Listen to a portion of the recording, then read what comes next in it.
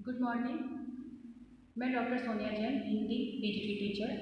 आप लोग कक्षा में बहुत सारे विषय पढ़ चुके हैं। व्याकरण के अंतर्गत बहुत सारे विषय पढ़ चुके हैं। उनमें से जो एक विषय और बचा हुआ है, उस विषय का नाम है हमारा समास। इस विषय पर आज हम चर्चा करेंगे।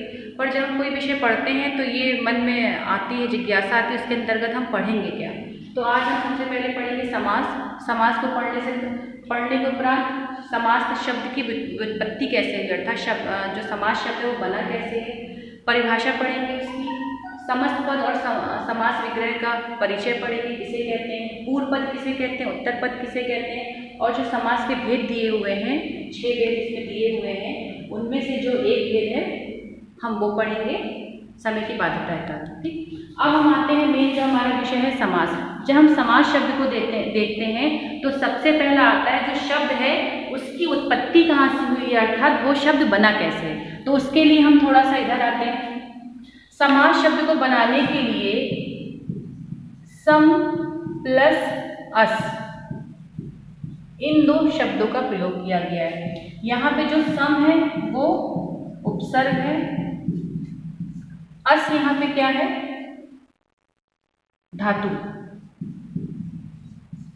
जब पूर्व वाला जो शब्द है वो उपसर्ग और जो उत्तर पद है, जो अंतिम शब्द है वो है धातु। इन दोनों शब्दों के मेल से बना है हमारा समास। जो पहला हमारा था जो शब्द है वो कैसे बना है तो वो हमने आपको यहाँ पर बता दिया। अब सेकंड वहाँ पे कह रहा है परिभाषा। परिभाषा किसे कहते हैं, तो परिभाषा के लिए हम समास शब्द की जब परिभाषा करेंगे तो परिभाषा कह रही है समास की 2 या 2 से अधिक शब्दों को जो हम मिला देते हैं। 2 या 2 से अधिक जब शब्दों को मिलाते हैं, जो मिलाने की प्रक्रिया है उस प्रक्रिया को हम कह रहे हैं समास। अब प्रश्न उठता है कि मैम हम मिलाएंगे कैसे, तो उसके लिए एक हम आपके लिए उदाहरण प्रस्तुत कर रहे हैं, जैसे विद्या का आलय।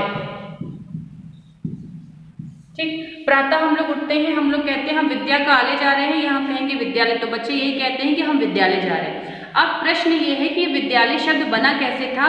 बस ये विद्यालय शब्द किसने बना दिया, समास ने। समास ने क्या कहा, जहां 2 या 2 से अधिक शब्द आपस में मिल जाते हैं, वो जो मिलने की प्रक्रिया है वो है समास।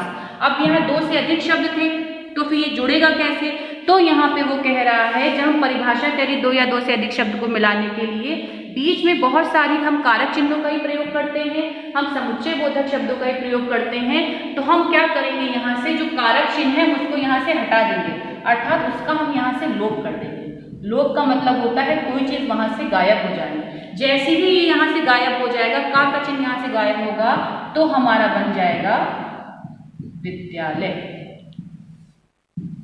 ये शब्द हमारा निकल के आ गया। ठीक, ये किसने किया था, समास ने किया था। समास के अंतर्गत जो कारक चिन्ह आए थे, जो समुच्चय बोधक शब्द आए थे, कहीं पर समुच्चय बोधक शब्द आते हैं, कहीं पर कारक चिन्ह आते हैं। यहाँ पर हमारा मिला था हमें कारक चिन्ह, तो हमने कारक चिन्ह का यहाँ पे लोप कर दिया, और लोप होने के बाद, गायब होने के बाद हमारा एक शब्द निकल के आया, वो था विद्यालय।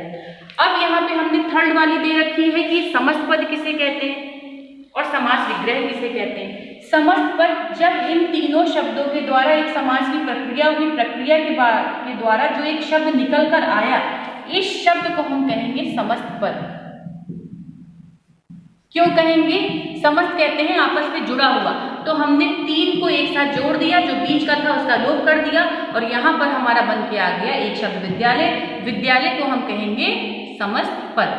अब वहां पर एक हेडिंग आई हुई है, समस्त पद हमने बता दिया। अब ये समास विग्रह क्या है। समास विग्रह को समझने का सबसे आसान तरीका है, समास विग्रह कहते हैं इसको पुनः इसकी पूर्व की स्थिति में ले आना। पूर्व की स्थिति इसकी ये थी, विद्या का आलय। विद्या का आलय क्या था हमारा, विद्यालय की पूर्व की स्थिति। तो कह रहे हैं समास विग्रह कहेंगे समस्त पद को हम क्या करेंगे, पुनः उसकी पूर्व की स्थिति में जब हम ले आएंगे तो उसे कह देंगे हम समास विग्रह। अर्थात विद्यालय का समास विग्रह बन जाएगा विद्या का आलय। ये हमारा हो जाएगा समास विग्रह। और समास विग्रह को जब हम मिला देंगे तो मिलाने के बाद शब्द बना था विद्यालय, वो हमारा हो जाएगा समस्त पद। इन शब्दों का जो एक प्रोसेस चला था, जो प्रक्रिया चली थी, उस प्रक्रिया को हम कहेंगे समास। इतना हम लोगों ने पढ़ लिया। फिर इसमें फोर्थ वाली हेडिंग आई है कि पूर्व पद क्या है और ये उत्तर पद क्या है। कोई भी समास जब हम पढ़ेंगे, कोई भी समास पढ़े, चाहे 6 में से कोई भी समास पढ़ेंगे हम, तो उसमें वो परिभाषा ही कह रही है 2 या 2 से अधिक शब्दों को जो हम मिलाएंगे, अर्थात एक शब्द से समास नहीं होगा। समास करने के लिए हमें 2 या 2 से अधिक शब्दों का प्रयोग करना ही पड़ेगा। जैसे अभी हमने यहाँ पे लिया था विद्या का आलय, इसको तो हमने लोप कर दिया था, यहाँ से गायब ही कर दिया था, पूर्व में ही हमने बता दिया कैसे हो गया था। यहाँ पे पूर्व पद क्या होगा? पूर्व पद का मतलब होता है जो पहला वाला,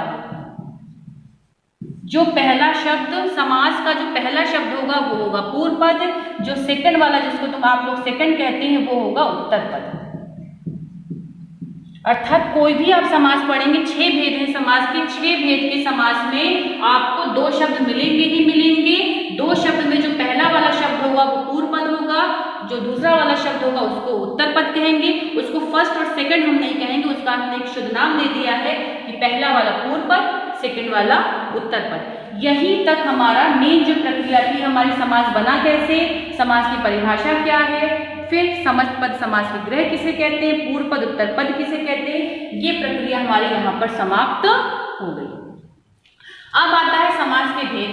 समास के भेद हमने यहाँ पर लिख रखे हैं। समास के मिलाकर कुल होते हैं 6 भेद: अव्ययीभाव समास, तत्पुरुष समास, कर्मधारय समास, द्विगु समास, द्वंद्व समास और बहुव्रीहि समास। आज हम आपकी कक्षा में समास का परिचय, हमने जो साधारण सा परिचय था वो हमने देख लिया है। समास का जो पहला समास था अव्ययीभाव समास, आज हम उस पर चर्चा करेंगे। अब हम लेते हैं अव्ययीभाव समास। समास का जो पहला समास है वो है अव्ययीभाव।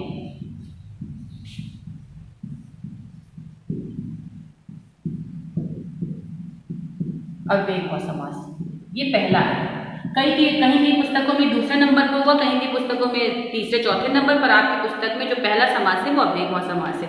अब अव्ययीभाव समास कहते किसको? सबसे बड़ी समस्या आई किसको हम कैसे पहचाने? इतने सारे समास हैं, हम कैसे पहचानेंगे कि अव्ययीभाव समास मैम कहाँ पे है? तो सबसे सरल, सबसे साधारण भाषा में हम लोगों ने अभी पढ़ा था पूर्व पद, सेकंड पढ़ा था उत्तर पद, ये पढ़ चुके हैं, हम अभी बता चुके हैं सरल सी भाषा में। जिसका पहला पद, अव्ययीभाव समास उसे कहते हैं जिसका पहला पद अव्यय होगा या उपसर्ग होगा या कोई शब्दों की आवृत्ति हुई होगी। जिसका पहला पद अव्यय हो या उपसर्ग हो या शब्दों की आवृत्ति हुई होगी उसे हम कहेंगे समास। अब प्रश्न उठेगा मैम अव्यय किसे कहते हैं? अव्यय कहते हैं जिसके कोई ऐसा शब्द जिसके लिंग में, स्त्रीलिंग और पुल्लिंग में जो सेम, किसी तरह का कोई भी परिवर्तन ना हो, ऐसे शब्द जिनका स्त्रीलिंग और पुल्लिंग में दोनों में साधारण रूप से सेम प्रयोग होता है, जैसे प्रति शब्द, यथा शब्द, और शब्द, क्योंकि शब्द और भी शब्द। जहां जिसकी आवश्यकता होगी वहां हम वो लगा लेंगे। ठीक, ये होगा अव्यय शब्द। उपसर्ग किसे कहते हैं? फिर प्रश्न होता है कि मैम उपसर्ग किसे कहते हैं? उपसर्ग कहते हैं जो शब्द के प्रारंभ में लगता है। जैसे अभी हमने बताया था समास में जो सम था वो उपसर्ग था, जो शब्द के प्रारंभ में लगता है वो उपसर्ग होगा। फिर मैम ये प्रश्न होगा कि मैम ये शब्दों की आवृत्ति, शब्दों की आवृत्ति कहते हैं एक ही शब्द एक से कई बार आ जाए। जैसे अभी हम बताएंगे रातों रात, रात एक था, रात दो, यहाँ कितनी बार आया? रात 2 बार। इस तरह से जहां आप देखेंगे अव्ययीभाव समास में जिसका पूर्व पद अव्यय होगा या उपसर्ग होगा या एक शब्द 2 से अधिक बार आया होगा, ये समास हमारा क्या कहा जाएगा? अव्ययीभाव समास। अपनी बात को जो हमने बताया है उसको प्रमाणित करने के लिए हम इसका एक उदाहरण लेंगे, इसका लेंगे और इसका लेंगे। जैसे अव्यय का यदि हम उदाहरण लें तो यथा शक्ति, इस शब्द को हम तोड़ देंगे तो पूर्व पद हमारा क्या है? यथा। उत्तर पद क्या है हमारा?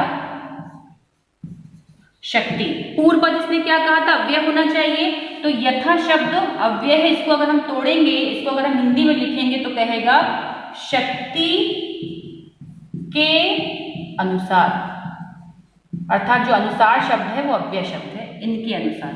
यथा शब्द का मतलब है अनुसार, शक्ति के अनुसार। पूर्व पद हमारा पहला पद क्या था, अव्यय, तो यहाँ पर आपका हो गया अव्ययीभाव समास। सेकंड कह रहा है, कहीं कहीं पर आप देखेंगे उपसर्ग भी आ सकता है। उपसर्ग का एक हम उदाहरण ले लेते हैं, आमरण, ठीक।